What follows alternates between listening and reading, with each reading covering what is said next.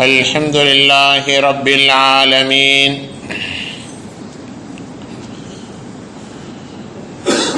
والصلاة والسلام على سيدنا محمد وعلى آله وأصحابه أجمعين. قال الله تبارك وتعالى في القرآن العظيم والفرقان الحميد: أعوذ بالله من الشيطان الرجيم. بسم الله الرحمن الرحيم. اهدنا الصراط المستقيم. صدق الله العلي العظيم. عن أبي ذر الغفاري رضي الله تعالى عنه قال: قال رسول الله صلى الله عليه وسلم: خالق الناس بأخلاقهم، أو كما قال عليه الصلاة والتسليم. رضينا بالله ربا وبالإسلام دينا وبمحمد صلى الله عليه وسلم نبيا ورسولا وبمحي الدين عبد القادر جيلاني قدس الله سره العزيز شيخا ومرشدا. அளவற்ற அருளாளனும் நிகரற்ற அன்புடையவனுமாகிய எல்லாம் வல்ல அல்லாஹுவின் திருப்பெயரால் துவங்குவோமாக. சலாத்தும் சலாமும் ஹஸ்ரத் சையதுனா முஹம்மதுர் ரசூலுல்லாஹி ஸல்லல்லாஹு அலைஹி வஸல்லம் அவர்கள் மீதும், அவர்களை பின்பற்றி வாழ்ந்த சத்திய சஹாபாக்கள், தாபீன்கள், தபவு தாபீன்கள், இமாம்கள், இன்று உலகத்திலே பல்வேறு பகுதியில் வாழக்கூடிய முஸ்லிம் சமுதாய மக்கள், குறிப்பாக இந்த ஜும்மாவுடைய தொழுகைக்காக முன்னமே வந்து அமர்ந்திருக்கிற நம் எல்லோரின் மீதும் அல்லாஹுவின் அன்பும் அருளும் என்றென்றும் நின்று நீங்கா நிலவட்டுமாகுக. ரப்புல் ஆலமீன் அல்லாஹ் ஜல்ல ஷானஹு தஆலா நமக்கும் நம்முடைய சந்ததிகளுக்கும் நீண்ட ஆயுளையும் நிறைவான செல்வத்தையும் நோயற்ற வாழ்வையும் குன்றாத மன நிம்மதியையும் சம்பூர்ணமான ஈமானிய பாக்கியத்தையும் தந்தருள் புரிவானாக. அன்பான பெருமக்களே, இறைவனின் இறுதி தூதர் முஹம்மதுர் ரசூலுல்லாஹி ஸல்லல்லாஹு அலைஹி வஸல்லம் அவர்கள் முஸ்லிம் சமுதாயம் மேற்கொள்ள வேண்டிய பல்வேறு இபாதத்துக்களை, வணக்க வழிபாடுகளை, தன்னுடைய நடைமுறைகள் என்று சொல்லப்படக்கூடிய சுன்னத்தான விஷயங்களை பல கோணங்களிலே பேசி தந்திருக்கிறார். சாதாரணமாக வணக்கம் என்று எதையெல்லாம் நாம் விளங்கி வைத்திருக்கிறோமோ அதை தாண்டி மனிதர்களோடு நாம் சேர்ந்து வாழ்கிற போது கூட்டு வாழ்க்கையிலே கடைபிடிக்க வேண்டிய பல்வேறு அம்சங்கள் ஹதீஸ்களிலே பதிவு செய்யப்பட்டிருக்கிறது.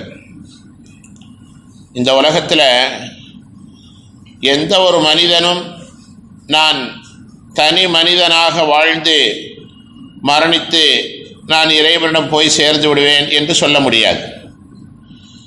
ஏதோ ஒரு வகையிலே யாரோ ஒருவரோடு சேர்ந்திருக்க வேண்டிய ஒரு நிலை என்பது எல்லா நிலைகளிலும் ரப்புல் ஆலமீன் மனிதனுக்கு வைத்திருக்கிறான். குழந்தையாக இருக்கிற போது பெற்றோரை சார்ந்திருக்க வேண்டிய நிலை, இளமையிலே நண்பர்களோடு சகவாசம் கொள்ளக்கூடிய சூழ்நிலை, பிறகு திருமணம் என்று வருகிற போது மனைவி கணவன் என்ற உறவு முறை, அவர்களுடைய குடும்பத்தினர்கள் என்று நட்பு வட்டம், வியாபார ரீதியிலே நம்முடைய தோழர்கள், தோழமைகள், நாம் பொது வாழ்க்கையில் ஈடுபடுகிற போது நம்மோடு பயணிக்கக்கூடிய பலர், இப்படி ஒரு மனிதன் அவன் இறந்து போகிற வரை யாரோ ஒருவரை சார்ந்துதான் வாழ வேண்டிய நிலையை ரப்புல் ஆலமீன் இயல்பிலேயே அமைத்து வைத்திருக்கிறார். அதுக்கு பேர் தான் கூட்டு வாழ்க்கையின் பேர். அரபியில முஆஷராத் என்று சொல்கிறார். ஷரியத்தில் தொழுகை, நோன்பு, ஜக்காத், ஹஜ்ஜு போன்ற இபாதத்துக்களை தாண்டி இது போன்று சக மனிதர்களோடு நாம் பழகுகிற போது, பேசுகிற போது, அவர்களுடைய நட்பு வட்டங்களோடு நாம் இருக்கிற போது எப்படி நம்முடைய குணங்களை வெளிப்படுத்த வேண்டும் என்று நபிகள் ஸல்லல்லாஹு அலைஹி வஸல்லம் விவரித்திருக்கிறார். ஒரு நபி மொழியில எப்படி வருகிறது, خالقுன் நாஸ பி அக்லாகிஹிம், خالقுன் நாஸ பி அக்லாகிஹிம். மனிதர்கள் ஒவ்வொருத்தரும் ஒவ்வொரு குணத்தில் இருப்பாங்க. அவங்க எந்த குணத்தில் இருக்கிறாங்களோ அவர்களுக்கு ஏற்ப நீங்கள் நடந்து கொள்ளுங்கள் என்று பெருமான் ஸல்லல்லாஹு அலைஹி வஸல்லம் சொன்னார்கள். இது மிகவும் கவனிக்க வேண்டிய முக்கியமான ஒரு சுன்னத்தாகும். ஒவ்வொருத்தருக்கும் ஒரு குணம் இருக்கும்.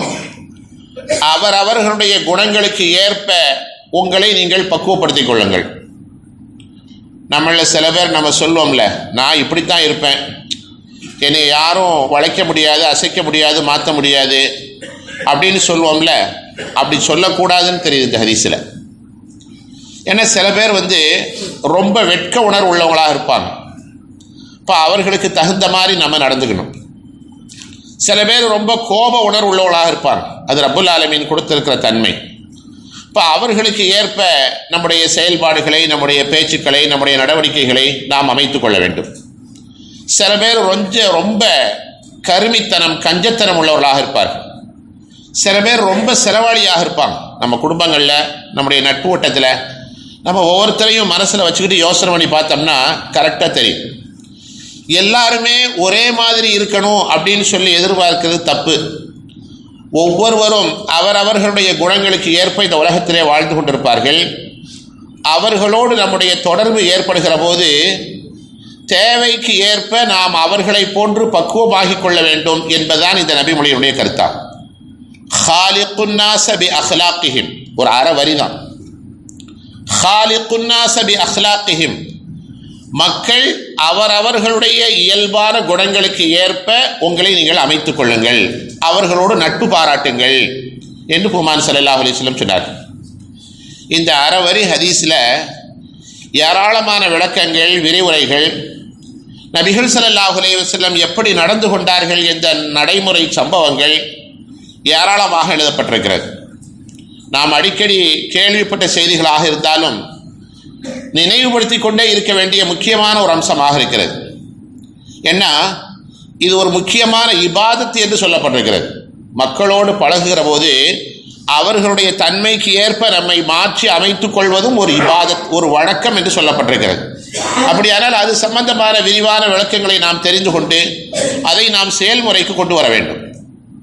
குடும்ப வாழ்க்கையிலுமே சொல்வதுண்டு, மனைவியாக இருப்பவர் கடுமையான கல் நெஞ்சம் படைத்தவராக இருந்தால் அவருக்கு தகுந்த மாதிரி நடந்துக்கணும்.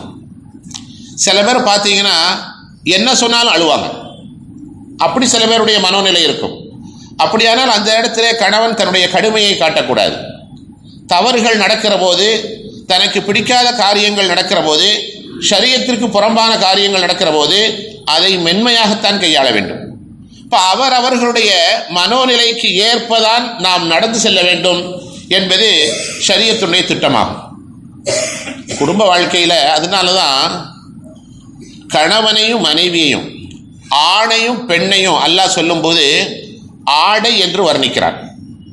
கணவனுக்கும் அல்லாஹ் ஆடைன்னு சொல்கிறான், மனைவிக்கும் ஆடைன்னு சொல்கிறான். கணவன் ஆடை, மனைவியும் ஆடை. இது எப்படி ஆகும் என்று சொன்னால் ஹதீஸுகளிலே, தஃப்சீர்களிலே விளக்கம் எழுதப்பட்டிருக்கிறது. கணவன் உடையாக இருக்கிற போது மனைவி உடலாக மாறுகிறாள். அப்போ உடலும் உடையும் சேர்கிறது. மனைவியையும் அல்லாஹ் உடை என்று சொல்கிறான், அப்போது கணவன் உடலாக மாறுகிறான். இப்போ ரெண்டு இடத்திலேயுமே உடை என்ற வர்ணனை சொல்லப்பட்டிருக்கிறது. ஹுன்ன லிபாசுல்லக்கும் வ அன்தும் லிபாசுல்லஹுன்ன, குர்ஆனுடைய வசனம். அவர்களுக்கு நீங்கள் ஆடை, உங்களுக்கு அவர்கள் ஆடை என்று அல்லாஹ் சொல்கிறான். இது நம்ம கேள்விப்பட்ட வசனம் தான். இந்த வசனத்துடைய விரிவுரையிலே சொல்லப்பட்டிருக்கிறது, கணவனையும் மனைவியும் அல்லாஹ் ஆடை என்று சொல்வதற்கான காரணமே அந்த ஆடையின் தன்மைக்கேற்ப அவர்களை நாம் வழிநடத்த வேண்டும் என்பதுதான். கடுமையான கம்பளி போர்வை போன்ற முரட்டு போர்வையாக இருந்தால் அதிலே அழுக்கு ஏற்படுகிற போது நாம் கரும்பாறையிலே அடித்து துவைத்து அழுக்கை சுத்தப்படுத்துகிறோம் இல்லையா? அதே ஆடை மென்மையாக இருந்தால் அதை கரும்பாறையில் அடித்தால் அது கிழிந்து போய்விடும். அதை நாம் மென்மையாக சுத்தப்படுத்துகிறோம். இதே போன்றுதான் கணவன் மனைவியின் மனோநிலை அறிந்து அவளுக்கு தகுந்த மாதிரி நடக்க வேண்டும். கொஞ்சம் கடுமையாக இருந்தால் அதுக்கு தகுந்த மாதிரி பேசிக்கலாம். இல்லை பொசுக்கு பொசுக்குன்னு கண்ணீர் விடுற மாதிரி உள்ள பொண்ணாக இருந்தால் அதுக்கு தகுந்த மாதிரி நடந்துக்கணும். அதே மாதிரி தான் இந்த தரப்பிலையும் ஆண்கள் என்று சொன்னால் எல்லோருமே கடுமையாக இருப்பார்கள் என்று சொல்ல முடியாது. சில நேரங்களில் மிகவும் கோழைத்தனமான ஆண்களும் இருப்பார்கள். அது போன்ற நேரங்களில் பெண்களாக இருப்பவர்கள் அந்த ஆண்களை கையாளுகிற விதத்தையும் அல்லாஹ் சேர்த்து அங்கே சொல்கிறார். ஷரியத்திலே நாம் சார்ந்திருக்கிற, நாம் அங்கம் வகிக்கிற எல்லா துறைகளிலும் நம்மோடு நட்போடு யார் இருக்கிறார்களோ அவர்களோடு நாம் எப்படி நடந்து கொள்ள வேண்டும் என்ற விரிவான விளக்கம் குர்ஆனிலே ஹதீஸிலே பேசப்பட்டிருக்கிறது. இது எல்லாத்தையும் சேர்த்து தான் ஒத்த வரியில் நபிகள் ஸல்லல்லாஹு அலைஹி வஸல்லம் சொன்னாங்க, ஹாலிகுன் நாஸ பி அக்லாகிஹிம், மக்களுடைய குணங்களுக்கு ஏற்ப, அவர்களுடைய மனோநிலைக்கு ஏற்ப, அவர்களுடைய உணர்வுகளுக்கு ஏற்ப நீங்கள் நடந்து கொள்ளுங்கள் என்று சொல்கிறார்கள். இதை வேற ஒரு வார்த்தையில் சொல்றதா இருந்தால், ஒவ்வொருவருடைய உணர்வுகளுக்கும் நீங்கள் மதிப்பளியுங்கள் என்று நபி அவர்கள் சொல்லி இருக்கிறார்கள் என்று கூட இதை கருத்துப்படுத்தலாம். நபிகள் ஸல்லல்லாஹு அலைஹி வஸல்லம் அப்படித்தான் நடந்து கொண்டார்கள். வரலாறுல வருகிறது, உமான் ஸல்லல்லாஹு அலைஹி வஸல்லம் அவர்கள் அன்னை ஆயிஷா ரலியல்லாஹு தஆலா அன்ஹாவுடைய வீட்டிலே இருக்கிறார். நபி அவர்கள் யாரும் இல்லை, நாம் தனியாக இருக்கிறோம் என்ற எண்ணத்தில் ஒரு சுவற்றின் மீது சாய்ந்த நிலையில் தங்களுடைய கீழாடை சற்று உயர்ந்த நிலையில் நபி அவர்கள் அமர்ந்திருக்கிறார். முட்டிக்கு கீழே அந்த கெண்டை கால்னு சொல்கிறோம், முட்டிக்கும் கரண்டை காலுக்கும் இடையில் உள்ள பகுதிக்கு பேர் கெண்டை கால். அந்த கெண்டை காலில் பாதி வரைக்கும் ஆடை உயர்ந்திருக்கலாம் ஆண்களுக்கு. நம்முடைய கீழாடையை கெட்டக்கூடிய அமைப்பு ஹதீஸ்களில் வர்றப்போ கெண்டை காலுடைய பாதி வரைக்கும் உயர்த்து கெட்டுங்க அப்படின்னு நபி அவங்க சொல்லியிருக்கிறாங்க. உனக்கு ரொம்ப வெக்கமாக இருந்தால் கரண்டை கால் தெரிகிற வரைக்கும் கெட்டிக்க அப்படியே ஹதீஸில் வருது. அப்போ கெண்டை காலுடைய பாதி வரைக்கும் தெரிகிறதுக்கு அனுமதி இருக்குது. அதுக்காண்டி அரைக்கால் டவுசர் போகக்கூடாது, போட்டு போகக்கூடாது. அது சென்னையினுடைய கலாச்சாரம் ரொம்ப மோசமாக இருக்குது. பெரிய பெரிய ஆள்களாக இருக்கிறாங்க, கல்லூரிக்கு ஸ்கூலுக்கு பிள்ளைங்களை கூட்டு போகிறப்ப பார்த்தா நம்ம ஆளுகளை தான் சொல்கிறாங்க, மற்றவங்களை பற்றி நமக்கு தேவையில்லை. அரைக்கால் டவுசர் போட்டு கூட்டிகிட்டு போகிறாங்க. இது எங்கேருந்து இந்த கலாச்சாரம் வந்துச்சுன்னே தெரியல. ஆண்களை பொறுத்தளவுக்கு தொப்புளில் இருந்து முட்டி மறைகிற வரைக்கும் ஆடை அணிகிறது ஃபர்து, கட்டாயம். எந்த நேரத்துலையும் நம்ம இது பண்ணக்கூடாது. எந்த அளவுக்குன்னு சொன்னால், மனைவியோடு உடலுறவு கொள்கிற போது கூட, தாம்பத்தியத்தில் ஈடுபடுகிற போது கூட குறைந்தபட்சம் ஒரு சின்ன துண்டாவது ஆணுக்கும் பெண்ணுக்கும் மேலே இருக்கணும். ஹதீஸில் வருது, நபி அவங்க சொல்கிறாங்க, இருவரும் நிர்வாணமான நிலையில், ஹதீஸில் வர்ற வார்த்தை, கழுதையை போன்று புணராதீர்கள் என்று சொல்கிறார். எவ்வளோ பெரிய வார்த்தை அது! நபி ஸல்லல்லாஹு அலைஹி வஸல்லம் கடுமையாக கண்டிக்கிறாங்க. அதனால ஒவ்வொன்றுக்குமே நமக்கு விளக்கங்கள் சொல்லித்தரப்பட்டிருக்கிறது. ஆண்களை பொறுத்தளவுக்கு கெண்டை காலின் பாதி வரை தெரிந்திருப்பதில் தப்பில்லை. நபிகள் ஸல்லல்லாஹு அலைஹி வஸல்லம் தன்னுடைய வீட்டிலே அமர்ந்திருக்கிறார்கள். அவர்களுடைய கெண்டை கால் வரை தெரிகிறது, கீழாடை சற்று உயர்ந்திருக்கிறது. ஹஸரத் சையதுனா அபூபக்கர் சித்தீக் ரலியல்லாஹு அன்ஹு வருகிறார்கள். கதவு தட்டப்பட்டது, கதவை திறந்தாங்க, உள்ளே வந்தாங்க. நபிகள் ஸல்லல்லாஹு அலைஹி வஸல்லம் இருந்த நிலையில் அப்படியே இருந்தார்கள், அவர்களோடு பேசிக்கொண்டே இருந்தார். கொஞ்ச நேரம் ஆனதுக்கப்புறம் பார்த்தா திரும்பவும் கதவு தட்டப்பட்டது. போய் திறந்து பார்த்தா உமர் ரலியல்லாஹு அன்ஹு வந்தாங்க. உமர் ரலியல்லாஹு அன்ஹு கதவை திறந்து விட்டு பேசிக்கிட்டு இருந்தாங்க. கொஞ்ச நேரம் ஆச்சு, திரும்ப ஒரு கதவு தட்டுற சத்தம் கேட்டுச்சு. உஸ்மான் ரலியல்லாஹு அன்ஹு வந்தாங்க. உஸ்மான் தான் வர்றாருங்கிறத கதவை திறக்கிறதுக்கு முன்கூட்டியே நபி அவர்கள் புரிந்து கொண்டார்கள். சில பேருடைய வருகை, அவர்களுடைய அசைவு, அமைதியை வச்சே கண்டுபிடிச்சிக்கலாம். தூரமாக வரும்போதே தெரியும் யார் வர்றதுன்னு கண்டுபிடிச்சிடலாம். நபி ஸல்லல்லாஹு அலைஹி வஸல்லம் சொன்னாங்க, கொஞ்சம் கதவை திறக்காதீங்க, வெளியில் உஸ்மான் நிற்கிறாரு அப்படின்னு சொல்லி சுவரில் சாஞ்சிருந்தவங்க எந்திரிச்சு நேராக உட்காந்து தன்னுடைய ஆடைகள் எல்லாம் சரி பண்ணிட்டு கதவை திறந்து உள்ளே வர சொல்லுங்கண்ணா. உள்ளே வந்தாங்க, உட்கார்ந்தாங்க, பேசினாங்க, போயிட்டாங்க. இந்த திரை மறைவுக்கு அப்பால் இருக்கிறாங்க பாருங்க, ஆயிஷா ரலியல்லாஹு தஆலா அன்ஹா, சும்மா இல்லை. அவங்களுக்கு ஒரு சந்தேகம், அல்லாஹ்வுடைய தூதரே, எங்கள் தகப்பனார் அபூபக்கர் வந்தாங்க, நீங்கள் பாட்டு சாஞ்சு உட்காந்துக்கிட்டே இருந்தீங்க. அடுத்து உமர் ரலியல்லாஹு தஆலான்னு வந்தாங்க, அப்பவும் நீங்கள் பாட்டு சாஞ்சு உட்காந்துருக்கிறீங்க. இந்த உஸ்மான் ரலியல்லாஹு வந்தோடனே எந்திரிச்சு உட்காந்து ஆடையெல்லாம் சரி பண்ணி அவரான அவ்வளோ பெரிய ஆளா? எல்லாரும் கேட்கறது தானே. ஏன்னா சஹாபாக்கள்ல முதல் இடம் பிடிச்சவங்க அபூபக்கர் ரலியல்லாஹு அன்ஹு, அதில் எந்த மாற்றுக்கருத்தும் கிடையாது. இப்போ அவங்களுக்கு அவ்வளோ மரியாதை கண்ணியை நீங்கள் கொடுக்குறீங்களே அப்படின்னு கேட்டப்போ நபிகள் ஸல்லல்லாஹு அலைஹி வஸல்லம் சொன்னார்கள், உஸ்மான் யார் தெரியுமா? இன்னல்லாஹ ரஜுலுன் ஹய்யுன், இன்னல்லாஹ ரஜுலுன் ஹய்யுன், அவர் வெட்கமுள்ள மனிதர். அவரை பார்த்து வானவர்கள் வெட்கப்படுகிறார்கள். அவர் வரும்போது நான் அப்படியே அமர்ந்திருந்தால் என் நிலை பார்த்து அவர் உள்ளே வராமலே போயிருப்பார். என்னிடத்தில் என்ன பேச வேண்டுமோ அதை பேசாமலே போயிருப்பார். அவருடைய உணர்வுக்கு நான் மதிப்பளிக்கிறேன். அவருடைய தபியத் என்ன என்பதை நான் புரிந்து கொண்டேன். அதனால நான் எந்திரிச்சு உட்கார்ந்து நான் பேசினேன் என்று ஹஸரத் ரசூலுல்லாஹி ஸல்லல்லாஹு அலைஹி வஸல்லம் சொன்னார். அதனால தான் தராவீஹ் தொழுகைக்கு பின்னால நம்ம தஸ்பீஹ் ஓதக்கூடிய அந்த தஸ்பீஹில் ஒரு வாசகம் வரும், காமிலுல் ஹயாயி வல் ஈமான் உஸ்மான் இப்னு அஃபான் ரலியல்லாஹு அன்ஹு என்ற வாசகம் வரும். அதுக்கு என்ன அர்த்தம்? காமிலுல் ஹயாயி வல் ஈமான், வெட்கமும் ஈமானிய உணர்வும் பரிபூர்ணமாக பெற்றவர் அஃபானுடைய மகன் உஸ்மான் ரலியல்லாஹு அன்ஹு என்று அந்த வாசகத்திலே வருகிறது. நாம் யோசிக்க வேண்டிய முக்கியமான செய்தி இதுதான். பூமான் ஸல்லல்லாஹு அலைஹி வஸல்லம் அவர்கள் சிவற்றில் சாய்ந்திருந்து தன்னுடைய கீழாடை விலகிய நிலையில் அப்படியே அமர்ந்திருந்தாலும் அவர்களிடத்தில் யாரும் கேள்வி கேட்க முடியாது, யாரும் எதுவும் சொல்ல முடியாது. ஏன் நீங்க இப்படியே உட்கார்ந்துருக்கீங்கன்னு சொல்ல முடியாது. ஆனால் நபிகள் ஸல்லல்லாஹு அலைஹி வஸல்லம் அவர்கள் தன்னை சந்திக்கிற வருகிற தோழருடைய மனோநிலை அறிந்து, அவருடைய சூழ்நிலை புரிந்து, அவருடைய உணர்வை புரிந்து அவருக்காக நபி அவர்கள் மதிப்பளித்தார்கள். இது ரொம்ப பெரிய விஷயம்.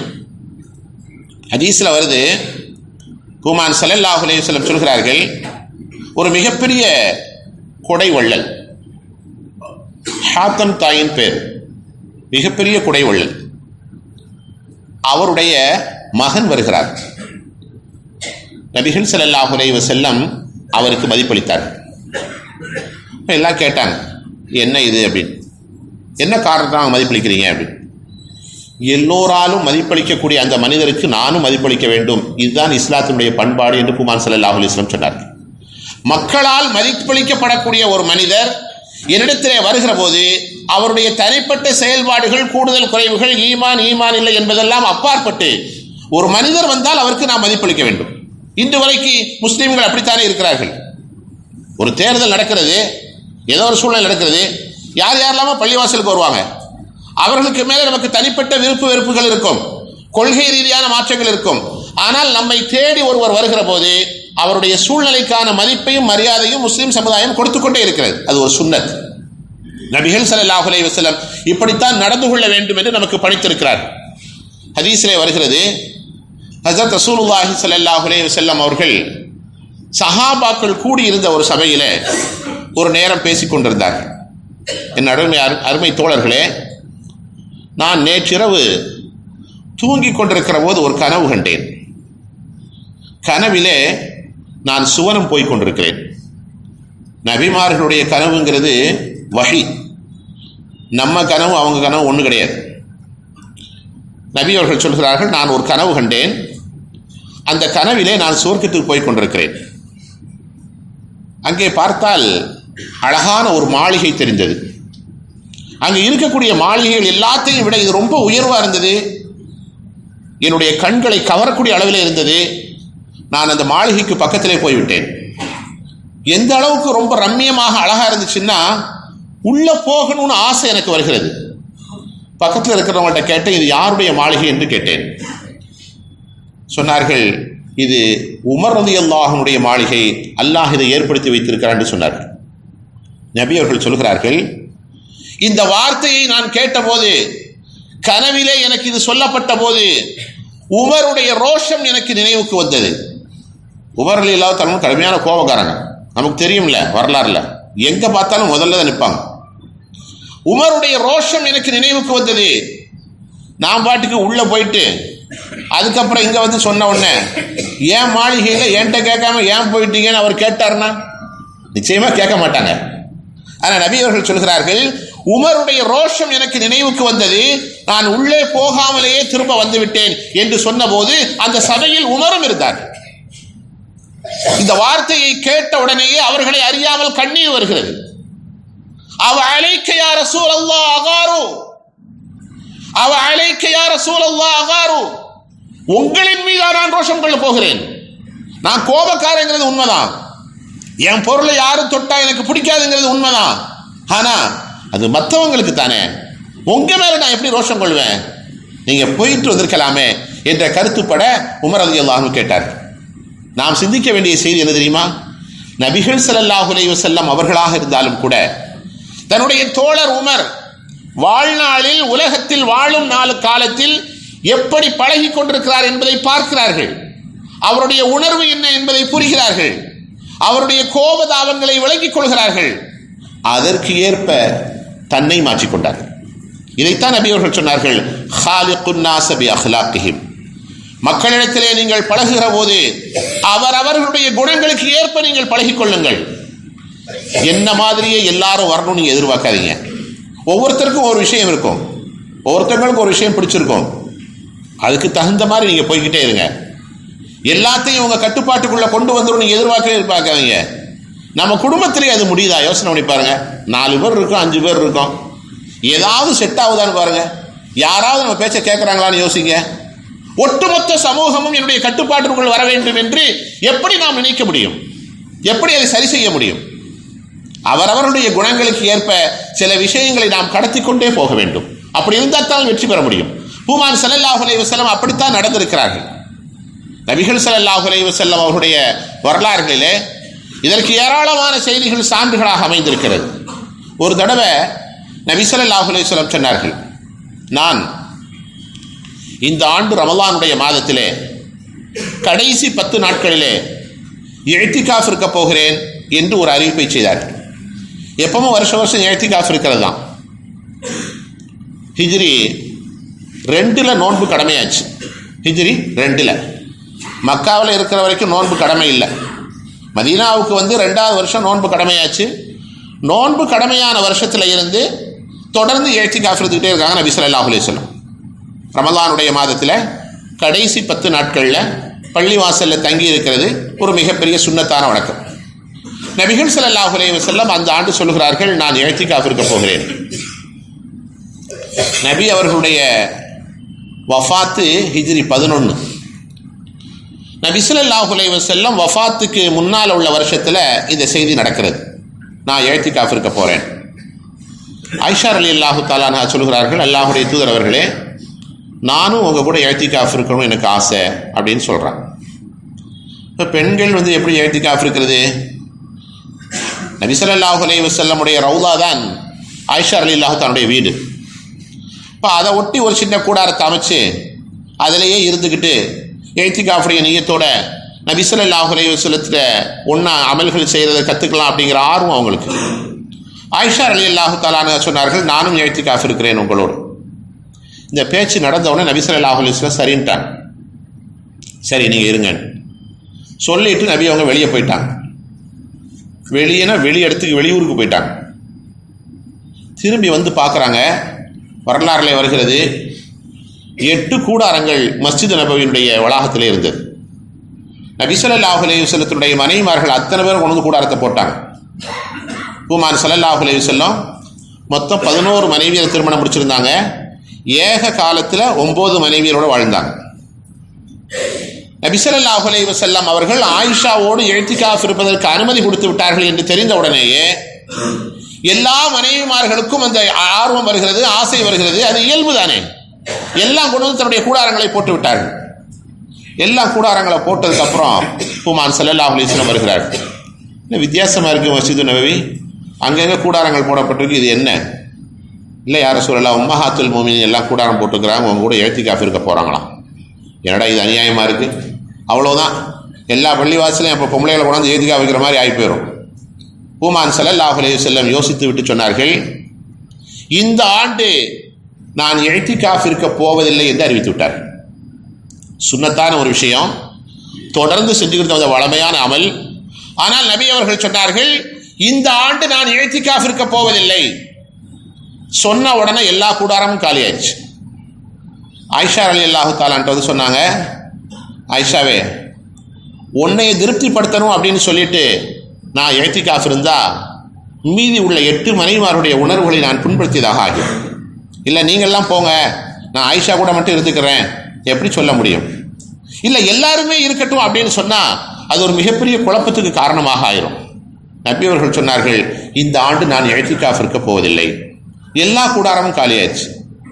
நாம் யோசிக்க வேண்டிய செய்தி, பூமான் ஸல்லல்லாஹு அலைஹி வஸல்லம் அவர்கள் தான் கூட இருக்கிறவங்களுடைய உணர்வுகளை மதிப்பளிப்பதற்காக ஒரு சுன்னத்தை கூட விட்டிருக்கிறார்கள். அதைத்தான் நம்ம யோசிக்கணும். ஃபர்தை விடக்கூடாது, அது கண்டிப்பாக செஞ்சாகணும். ஒரு சுன்னத்தை கூட விட்டிருக்கிறார்கள். சுன்னத்தான காரியம், கண்டிப்பாக செய்ய வேண்டிய காரியம், நபி அவர்கள் விரும்பிய காரியம், அந்த நேரத்திலே அல்லாஹுவை நெருங்குவதற்குண்டான வாய்ப்பை உருவாக்கி கொண்ட காரியம். ஆனாலும் அதை கூட விட்டுவிட்டு என்னோடு இருப்பவர்களுடைய உணர்வுகளுக்கு நான் மதிப்பளிக்கிறேன் என்று பூமான் ஸல்லல்லாஹு அலைஹி வஸல்லம் செய்தார்கள். அதைத்தான் நபி அவங்க சொன்னாங்க, ஹாலிகுன் நாஸ பி அஹ்லாகிஹிம், மக்களுடைய குணங்களுக்கு ஏற்ப உங்களுடைய உணர்வுகளை அமைத்துக் கொள்ளுங்கள் என்று பூமான் ஸல்லல்லாஹு அலைஹி வஸல்லம் சொன்னார். வரலாறுல வருகிறது, அடுத்த ஆண்டு ரமலான் வருகிற போது பூமான் ஸல்லல்லாஹு அலைஹி வஸல்லம் அவர்கள் 20 நாட்கள் இஅ்திகாஃப் இருந்து முந்தைய ஆண்டு இஅ்திகாஃப் இருக்காததை சரி செய்தார்கள். இப்போ நம்ம சுன்னத்தான இஅ்திகாஃப் இருக்கிறோம், ஒரு வருஷம் இல்லைன்னா அடுத்த வருஷம் கலா செய்யணுங்கிற அவசியம் கிடையாது. ஆனால் நபிகள் ஸல்லல்லாஹு அலைஹி வஸல்லம் அவர்கள் அடுத்து வஃபாத் ஆகிருவோங்கிறது அவங்களுக்கு செய்தி வந்துருச்சு. 10ஆம் ஆண்டு ரமலானில் 20 நாட்கள் இஅ்திகாஃப் இருந்தார்கள். அடுத்து 11 ரபியுல் அவ்வல்ல, ரமலான் வர்றதுக்கு முன்னாடியே ஹஸரத் ரசூலுல்லாஹி ஸல்லல்லாஹு அலைஹி வஸல்லம் வஃபாத் நடக்கிறது. எதற்கு சொல்ல வருகிறேன் என்று சொன்னால், ஒரு சுன்னத்தான காரியத்தை கூட விட்டுவிட்டு தன்னோடு இருப்பவருடைய உணர்வுகள் என்ன என்பதை நபிகள் ஸல்லல்லாஹு அலைஹி வஸல்லம் தெளிவாக விளக்கி இருக்கிறார்கள். அதன்படி தன்னுடைய செயலை அமைத்திருக்கிறார்கள். சில விஷயங்களை நம்ம கேட்கும்போது நமக்கு ரொம்ப ஆர்வமாக இருக்கும், நல்ல விஷயங்கள் தான், சரி முடிச்சு இந்த ஜும்மாவுக்கு பிறகு சில இனிமேல் நம்ம கரெக்டாக நடக்கணும், இது வரைக்கும் அப்படி இருந்திருக்கலாம் இப்படி இருந்திருக்கலாம், ஒரு மாதிரியாக நம்ம போயிருப்போம், இது ஒரு நல்ல செய்தியத்தானே இருக்குது, நம்ம இனிமேல் நம்ம கூட இருக்கக்கூடிய மனைவிட்ட, நம்முடைய மக்கள்கிட்ட, நம்முடைய சொந்த பந்தங்கள்கிட்ட, நண்பர்கள்ட்ட நம்ம இருக்கணும் அப்படிங்கிற ஒரு எண்ணம் வரும். ஆனால் வெளியில் போன உடனே அந்த எண்ணம் மாறிடும். அது இயல்பு தான். அப்படியே இருந்தால் நம்ம எல்லாமே வலிமார்களால் இருப்போம், எல்லாமே இறைநேசர்களால் இருப்போம். ஒரு வருத்தம் சில நேரங்களில் வரத்தான் செய்யும், இப்படி பண்ணிட்டோமே அப்படி பண்ணிட்டோமேன்னு. ஆனால் திரும்பவும் அதை தப்பை பண்ணுவோம். அது என்றைக்குமே செய்யக்கூடாது. இந்த செய்தியை சொல்லுகிற போது ஒரு நிகழ்ச்சி நினைவுக்கு வருகிறது. மூசா அலைஹிஸ்ஸலாம் அவங்களுக்கு பேர் கலீமுல்லான்னு பேர். மூசா அலைஹிஸ்ஸலாத்துக்கு பேர் கலீமுல்லா. அல்லாட்ட ரொம்ப பேசிக்கிட்டே இருப்பாங்க. கலீமுல்லான்னு அல்லாட்ட பேசுகிறவர்னு அர்த்தம். அல்லாவை போய் பார்த்துட்டு வருவாங்க. ஒரு தடவை சைத்தான் வந்தான் இடையில. சைத்தான் தெரியுமில்ல, வந்தான்.